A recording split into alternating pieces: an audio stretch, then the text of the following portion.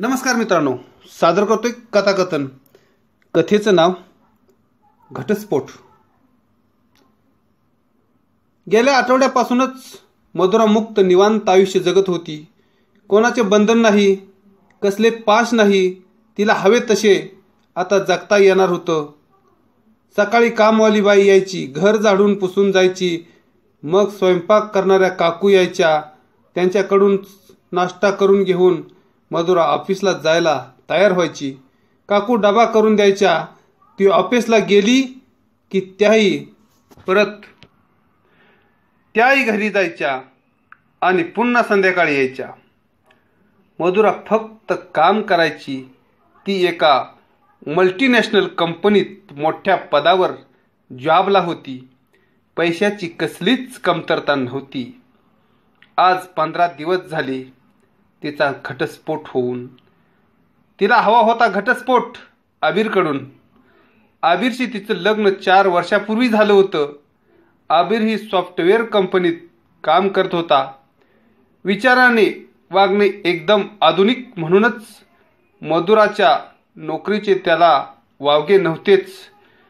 दोघांनी एकमेकांना समजून घेऊन संसार करायचा असे ठरले होते. त्यामुळे आबिर कधीही मधुराला त्रास होईल असा वागत नसे. सगळ्या कामासाठी बाई होती. घरात मधुराला काहीही बघावं लागत नव्हतंच.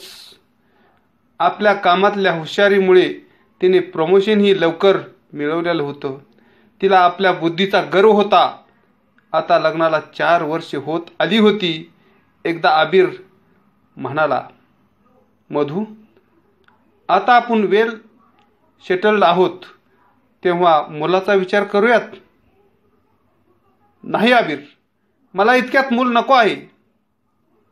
आणि हे बघ, हे मूल वगैरे जन्माला घालणं म्हणजे नवऱ्याची गुलामी करण्यासारखं आहे. मी नाही अजून विचार केला याचा.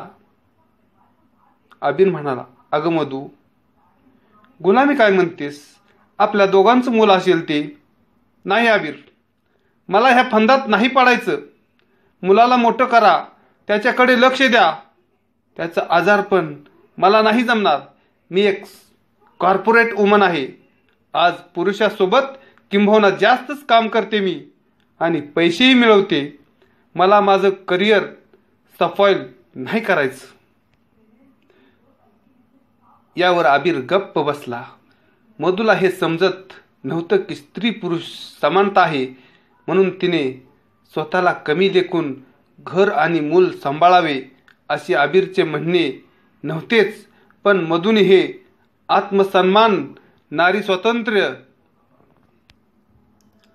स्वावलंबन त्याचा चुकीचा अर्थ लावला होता. आबिर तिला म्हणायचा, मधू, तुझ्या हातात काहीतरी बनव, तुझ्या हातचं काहीतरी बनव ना खायला. तिला ते गुलामी वाटायचं. आबिर कधी आजारी असेल तर तिने सुट्टी घेऊन त्याची काळजी घ्यावी इतकी माफक अपेक्षा आबिरची असायची. पण मधूला ते कधी कमीपणाचं वाटायचं. आत्मसन्मान, अहंकार यामधला फरक ती विसरली होती. भरपूर पगार, अधिकार यामुळे तिला अहंकार वाढत चालला होता. मात्र आबिर शांतपणे सगळं सहन करत होता. त्याला वाटायचं, आज ना उद्या मधू बदलेल. तिला माझी घरची किंमत कळेल. बायकोने नवऱ्यासाठी काही गोष्टी करणे म्हणजेच ते प्रेम असतं याची तिला जाणीव होईल. त्याचं गप्प राहणं तिला सहन होत नव्हतं. मग तिचा राग आणि अहंकार अजून वाढायचा. कधी आबिर प्रेमाने तिला जवळ घ्यायचा तेव्हा तिला वाटायचं, मी याची बायको म्हणून हा मला कधीही जवळ घेणार आणि स्वतःची भूक भागवणार. तेव्हा ती म्हणायची, आबिर, मी तुझी प्रॉपर्टी नाही की केव्हाही तुम्हाला यूज करावं. आबिर बेडरूममध्येही हा अपमान चुपचाप सहन करायचा. प्रेमाला सुद्धा ती गुलामीच समजायची. त्यात भर म्हणजे तिच्या मैत्रिणी तिला जास्त भडकवायच्या. म्हणायच्या, मधुरा, आपण काय पुरुषांची दासी नाही. त्यांच्या सगळ्या इच्छा पूर्ण करायला आपल्याही समान हक्क आहे. कायदा आपल्या बाजूनी आहे. समान अधिकार आहे. मग का म्हणून या पुरुषांची मक्तेदारी सहन करायची? आपण स्वतंत्र देशातील स्वतंत्र आर्थिकदृष्ट्या स्वतंत्र स्त्री आहोत. आपली किंमत त्यांना करावीच लागणार. मैत्रिणींचे ऐकून मधुरा अजूनच ॲग्रेसिव्ह बनायची. ऑफिस, पार्टी, पिकनिक कुठेही जायला आबिर तिला आवडत नसे, कारण तो ती स्त्री पुरुष समानतेचा पुरस्कर्ताच होता. त्याला माहीत होतं आजची ती स्वतंत्र आहे, तिलाही मनासारखं जगायचा अधिकार आहे. पण झालं काय? एका रविवारी आबिर तिला म्हणाला, मधू, तुला वाटत नाही का ग की आपण आई व्हावं? कधीतरी सुट्टी दिवशी स्वतः काहीतरी बनवावं. हे स्त्रीचे उपजत गुण आहेत ग. प्रेमानं काही गोष्टी कराव्यात असं नाही का वाटत तुला? तशी मधुरा चिल्ल्या आणि आबिरला म्हणाली, तुला काय म्हणायचंय? मी तुझ्या मुलाची आई व्हावं? घर सांभाळावं? म्हणजे एक अर्थी तुझ्या ताब्यात राहणं? मी बायको तुझी म्हणून तू मला मनात येईल तेव्हा माझा उपभोग करणार? अगं मधुरा, मला असं नाही म्हणायचं. तू चुकीचा अर्थ घेतेस. आबिर शांत बोलला, पण मधुराला राग आलेला. ती म्हणाली, आबिर, हे सगळं करणं मला कदापि जमणार नाही. मी मूल जन्माला घालून माझी फिगर खराब करणार नाही. मी घरची काम करणार, तुला खायला बनवून घालणार, समजलं का? कारण मी एक मल्टीनॅशनल कंपनीत काम करते. शाळेत शिक्षिका नाही मी. आता मात्र आबिर चिडला आणि म्हणाला, मी काय बोलतोय समजते का तुला? मधुरा, अगं, आई होणं, नवऱ्याला त्याच्या आवडीचं खायला बनवून देणं, त्याला गुलामी म्हणून म्हणत नाहीयेत. हे तुझं अहंकारी बुद्धीला समजतच नाहीये. स्त्री स्वतंत्र अधिकार आहे, मी कधीही नाकारलेलं नाहीच. पण एकमेकांच्या काही अपेक्षा, शरीराच्या काही गरजा असतात ज्या नैसर्गिक असतात, हेही तू विसरून गेलीस. तुला तुझ्या कामापुढे, यशापुढे काही दिसत नाही. असेच वागायचे होते तर लग्न का केलंस मग? तशी मधुरा पण चिडली आणि म्हणाली, वा रे वा, पुरुष आता जागा झाला ना.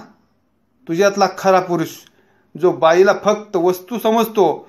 कुठे गेला तो आबिर, जो समानतेच्या स्त्री अधिकाराच्या गप्पा मारायचा? मधुरा, तुला हवं तो जॉब कर, घर कामाला बाई ठेव, मी कायम सोबत आहेच तुझ्या, हे तूच बोलला होतास ना. म्हणून लग्न केलं मी, समजलं का? पण मला नाही वाटलं त्यावेळी की तो या स्वातंत्र्याचा असा अर्थ लावशील. तुझ्या अहंकारापुढे तुला माझं प्रेम ही दिसेनासं झालं आहे. आबिर म्हणाला, आता मला नाही राहायचे तुझ्यासोबत. आबिर, मी स्वतंत्र आहे, मला मुक्त जगायचे आहे. तुझ्या अपेक्षा पूर्ण करणं मला जमणार नाही, कारण मी सो कॉल्ड टिपिकल बायको नाही बनणार. मला घटस्फोट हवा आहे.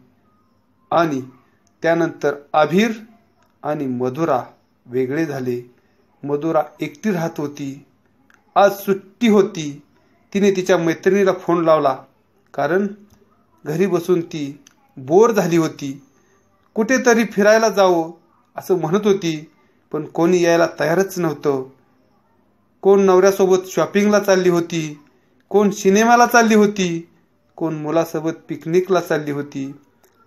मधुराला आश्चर्यच वाटले की याच त्या मैत्रिणी तिच्या ज्या तिला सांगत होत्या, नवऱ्याचं काम नको करू, गुलामी नको करू, स्वतः काय करत आहेत. मधुरा स्वतःवर चिडली. हे एकटेपण तिला खायला उठलं होतं. ती सरळ आईकडे आली. आई म्हणाली, कशी आहेस मधू? मी आहे बरी. का, काय झाले? तुझं मूड ठीक नाही का आज? मधू म्हणाली, आई, अगं हे एकटेपण खायला उठते. ऑफिसवरून घरी गेले की एकटीच जेवायचं. सुट्टी दिवशी कोणी मैत्रिणी माझ्यासोबत न येता त्यांच्या फॅमिलीसोबत एन्जॉय करतात. आणि अलीकडेच पाहते मी, ऑफिसमधले कलिगज माझ्याशी जवळीक साधण्याचा प्रयत्न करत असतात. बॉस ही घाणेरड्या नजरेने बघत असतो. सोसायटीमधले लोक बरेच बोलतात, घरी येतात. मधू, हे सगळं का होते कळते का तुला? आई म्हणाली. अगं, घटस्फोटित बाई म्हणजे सगळ्यांसाठी अवेलेबल. तिचं चारित्र्य चांगलं नसलेलं म्हणूनच नवरा सोडून गेला असा आपला समाज करतो. एकटी बाई, मग तिला आपल्या जाळ्यात ओढायला हे पुरुष तयारच असतात. आणि आता तुला आबिरचं सुरक्षा कवच सुद्धा नाहीये. मग जो तो हात मारायला बघणारच. म्हणजे काय आई? ती बोलली.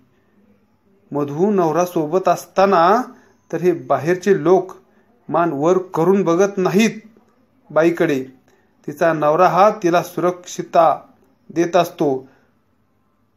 तेच जर तो सोबत नसेल तर हे वासनेने वकवकलेले लोक तुझ्या आजूबाजूला भटकणारच.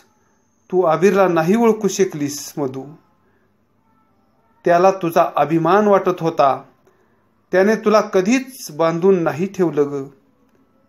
त्याची कामे सांगून तुला अडकवून ठेवलेलं. पण तू मात्र स्त्री समान हक्क या लेबल पायी नाहक त्याला चुकीचं ठरवलेस.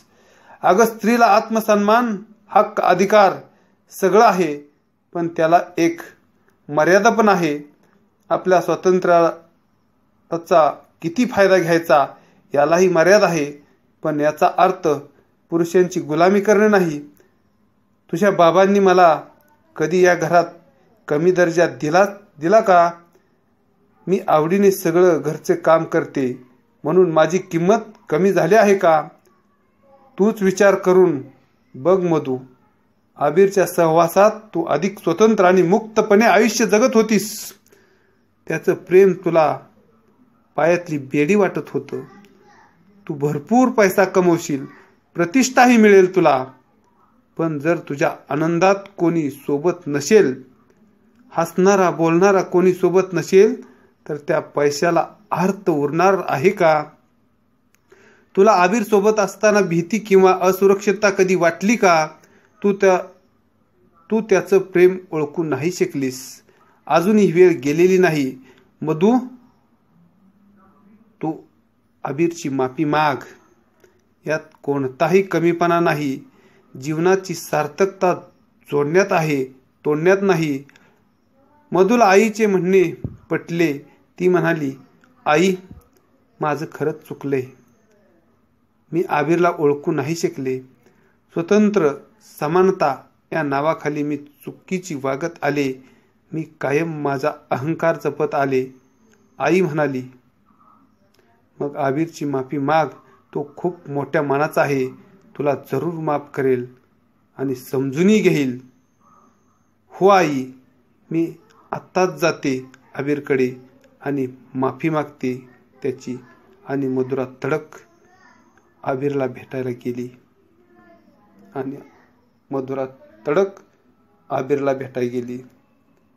धन्यवाद.